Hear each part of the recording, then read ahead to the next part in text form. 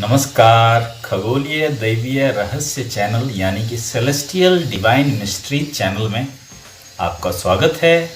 मैं हूं आपका होस्ट राजीव रंजन।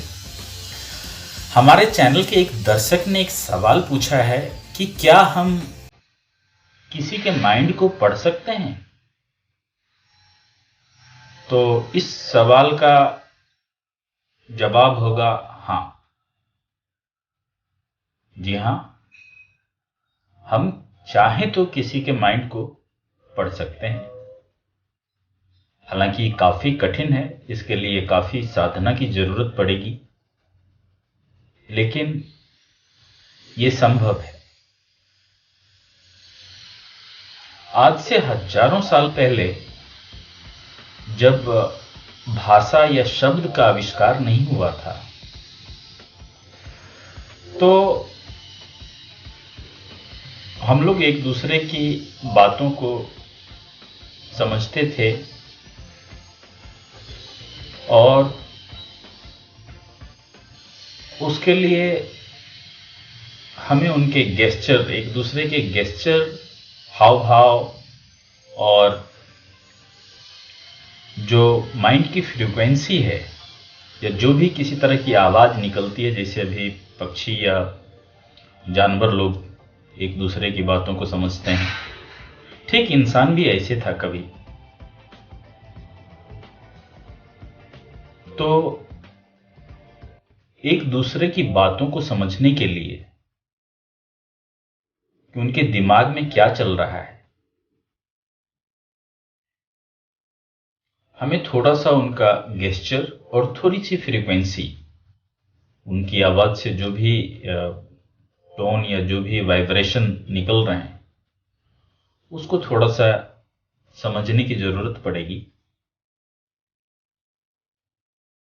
कोई प्यासा है, भूखा है, वो अपने गेस्चर से, हाव भाव से उन चीजों को व्यक्त करते थे जब भाषा नहीं थी, जब शब्द नहीं थे।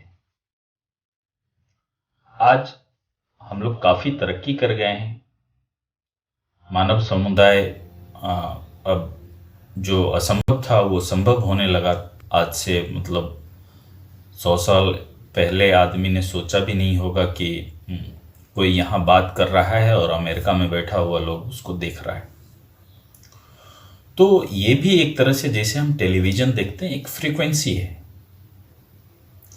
जो कि एक जगह इनकोड हुआ, सैटेलाइट के जरिए फिर आपके घर में डिकोड हुआ और वहां वो फिर तस्वीर बन के आपके टीवी पे आ गया, या मोबाइल फ्रीक्वेंसी के जरिए आपके मोबाइल पे आ गया। लेकिन जो माइंड रीडिंग है, ये उससे भी आगे की तकनीक है। और हमारे ऋषि मुनि जो पहुंचे हुए लोग हुए, उनके पास ये कला थी जो कि अध्यात्म और ध्यान के बल पे उन्होंने हासिल किया था। ऐसा भी माना जाता है कि संजय, जो कि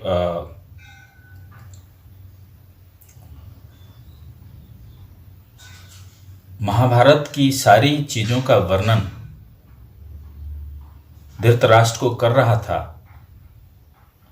वो बेसिकली आज का जो टेलीविजन जगत है उससे कहीं आगे थी। उसकी माइंड की जो रिसेप्टिवनेस, वो फ्रीक्वेंसी पकड़ने की जो उनकी शक्ति थी संजय की, वो उस लेवल तक अभी साइंस नहीं पहुंच पाया है। क्योंकि अगर संजय नहीं होते तो शायद ये गीता हम लोगों के पूरे संसार के सामने नहीं आ पाती। क्योंकि जब पांडवों और कौरवों की सेना युद्ध के लिए एक दूसरे के सामने खड़ी थी और अर्जुन जो युद्ध से पीछे हटना चाहता था, उसके दिमाग में तरह तरह की बातें चल रही थी। तो गीता के 18 अध्याय, इतने सारे अध्याय उतनी सेनाओं को खड़े रख के कुछ समय में नहीं कहा जा सकता। ये अर्जुन और कृष्ण के बीच माइंड फ्रीक्वेंसी से ही बातें हो रही थी, जिसको संजय कैच कर रहा था। और रियल टाइम में जो बातें हम 10 घंटे में कर सकते हैं, वो माइंड के जरिए हम 1 मिनट में उन बातों को कर सकते हैं। इसका सीधा सा उदाहरण, अगर आप एक जिंदगी, मान लीजिए 70 साल आप जिंदगी जीते हैं, लेकिन आप चाहें तो कभी सपने में आप ये 2 घंटे में ये 70 साल की ज़िंदगी जी सकते हैं। बचपन से लेके मरने तक की चीज़ें आपको सपने में आए और वो सारी चीज़ें आप बड़े हुए, जॉब किए, सारी चीज़ें आप उन सपनों में देख सकते हैं और वो ज़िंदगी को आप जी सकते हैं। तो माइंड के अंदर इतनी क्षमता है, और इसको जो फ्रीक्वेंसी हैं चारों तरफ, उसको कैच करने के लिए, या जो भी इंसान सामने वाला सोच रहा है उसको कैच करने के लिए, उस फ्रीक्वेंसी को पकड़ने के लिए, उसको विजुलाइज करने के लिए आपके माइंड को थोड़ा सा डेवलप करना पड़ेगा। और माइंड डेवलप तभी होगा जब आपको गहन साधना से गुजरना पड़ेगा, उसके बाद ही आप इन चीज़ों में दक्ष हो सकते हैं। कुछ चीज़ें तो आप जान सकते हैं जो कि आजकल साइंस भी उन चीज़ों को पकड़ने लगा है, चाहे लाई डिटेक्टर टेस्ट हो या आर्टिफिशियल इंटेलिजेंस हो। तो कुछ चीज़ों के ज़रिए आप झूठ बोल रहा है इंसान या सच बोल रहा है, इतनी चीज़ें तो आप कर सकते हैं। लेकिन माइंड पूरी तरह पढ़ना ये अपने आप में थोड़ा जटिल है और काफ़ी एडवांस है। जब आप शून्य की तरफ बढ़ेंगे तब आपके अंदर ये क्षमताएं धीरे धीरे विकसित होंगी। हालांकि इसको विकसित करने से इंसान खुद झमेले में पड़ सकता है, क्योंकि इंसान के दिमाग में ऐसे ही इतनी चीज़ें चलती रहती हैं। अगर इंसान 24 घंटे में जो जितनी बातें सोचता है, अगर उसको शब्दों में बयां करे या लिखने बैठ जाए, उसका पिक्टोरियल बुक पब्लिश करे, तो हर दिन 1-2 किताब वो पब्लिश कर सकता है। लेकिन हमारा सिस्टम परमात्मा का दिया हुआ ऐसा है कि जो ज़रूरी चीज़ें हैं वही रह जाती हैं दिमाग में, बाकी सब कहीं और स्टोर हो जाती हैं, ताकि इंसान फिर आगे अपना काम कर सके। तो आदमी अपनी ही दिमाग से इतना उलझा हुआ, अगर दूसरे का दिमाग जब पढ़ने लगे तो समझ सकते हैं उसका क्या हाल होगा। काफ़ी मुश्किल में पड़ सकता है वो। लेकिन ये चीज़ें हैं, जब ग्रंथ नहीं थे उन दिनों जो हमारे जो पुराने ग्रंथ हैं, हजारों साल पुराने, जब लिखने की व्यवस्था नहीं थी, तब भी ऋषि मुनि हमारे थे और उन्होंने उन ज्ञान को बोल दिया। समझ लीजिए किसी गुफा में बैठे हुए हैं, वहीं अपने शिष्यों के सामने बोल दिया। वो एक तरह से एनर्जी है, वो फ्रीक्वेंसी पूरे ब्रह्मांड में घूमने लगी।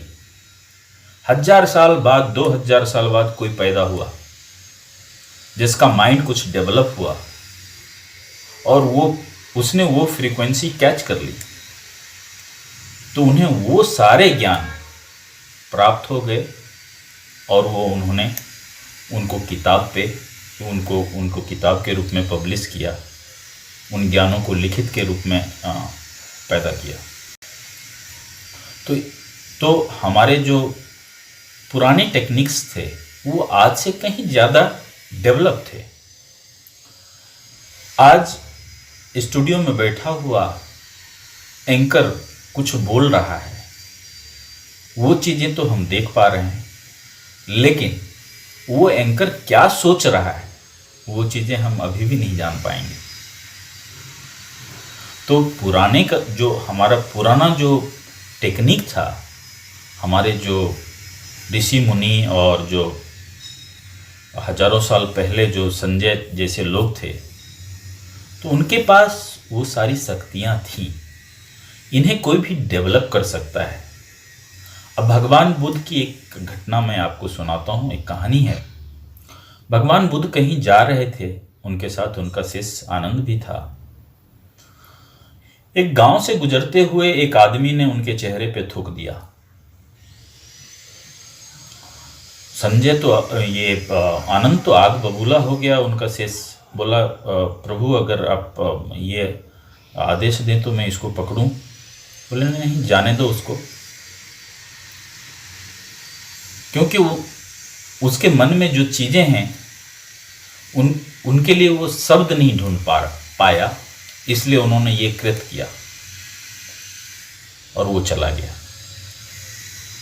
भगवान ने, बुद्ध ने उसके माइंड की फ्रीक्वेंसी, दिमाग में क्या था, क्या चल रहा था, उन सारी चीज़ों को पढ़ लिया, देख लिया। अगले दिन वो फिर आया और लोट लोट कर रोने लगा, पैर पे गिरगिराने लगा, आंसू भरे थे उनके आंखों में। भगवान बुद्ध ने आनंद को बोला, देख आज फिर आया है, आज फिर इसके पास शब्द नहीं है, तो अपने इस कृत्यों के जरिए ये अपनी भावनाओं को व्यक्त कर रहा है। तो ये होती है फ्रीक्वेंसी। इस फ्रीक्वेंसी को, माइंड की फ्रीक्वेंसी को पढ़ना थोड़ा कठिन है, क्योंकि इसके लिए कोई बाजार में टूल्स उपलब्ध नहीं है। आप सच झूठ टाइप की चीज़ें आप 99% पता लगा सकते हैं। आजकल क्रिमिनल्स वगैरह जितने भी हैं, उन लोगों का भी लाइट डिटेक्टर टेस्ट कराया जाता है ताकि उनसे सच्चाई उगलवाई जा सके। इंश्योरेंस कंपनियां आजकल ऐसे सिस्टम लगा के रखे हैं कि वो आपके यहाँ कोई मशीन फ़ोन करेगा, उस पर आपने जवाब दिया, वो आवाज़ की फ्रीक्वेंसी से वो पता लगा लेगा आप सच बोल रहे हैं या झूठ बोल रहे हैं। अब तो योगी सरकार ने भी एक ऐसा कैमरा पूरे लखनऊ शहर में लगाने की बात की है जो आर्टिफिशियल इंटेलिजेंस से युक्त होगा, और उसमें उन महिलाओं को खासकर डिटेक्ट किया जाएगा जो मेंटल डायलेमा से गुजर रहे हैं, और हो सकता है कि आने वाले दिनों में वो सुसाइड वगैरह या कुछ गलत कदम उठाएं जीवन से उठ के। तो वो कैमरे उनको, उनके हाव भाव, उनके गेस्चर को कैद करेंगे और आसपास के जो प्रशासनिक लोग हैं जो उस एरिया के, वहाँ तक उनकी बातें डिटेल पहुँचा देंगे ताकि उनका काउंसलिंग या जो भी कुछ वो कराया जा सके। हो सकता है आने वाले दिनों में साइंटिस्ट इन चीज़ों को खोज लें, लेकिन फ़िलहाल इसके लिए अगर कोई इंसान चाहे इसको डेवलप करना, भगवान बुद्ध या महावीर, जैसा कि हर कोई ये जानता है कि जो भी इंसान पैदा हुआ है उसमें बुद्ध या महावीर या मोहम्मद बनने की क्षमता है,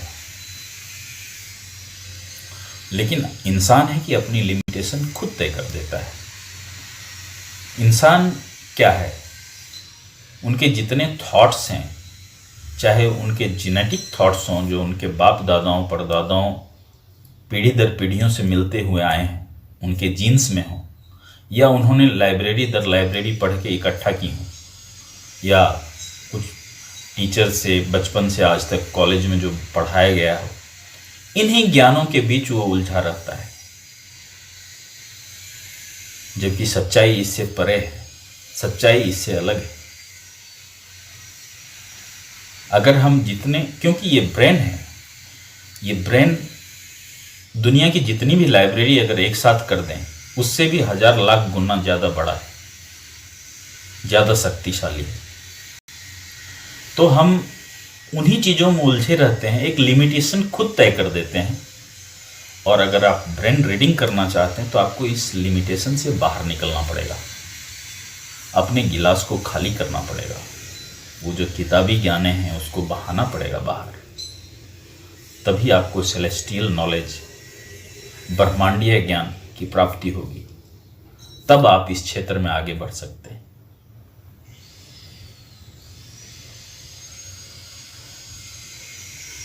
हम आज के कंपटीशन के दौर में एक सिंपल सा एग्जाम्पल लेते हैं। अगर हम क्लास में सेकंड कर रहे हैं, थर्ड कर रहे हैं, तो मेरा मेन टारगेट होता है कि जो फर्स्ट कर रहा है उससे ज़्यादा नंबर ले आए। वहीं मैंने अपनी लिमिटेशन तय कर दी, और जब जिस दिन मैं उससे ज़्यादा नंबर ले आता हूँ, मेरी आगे की ग्रोथ रुक जाती है।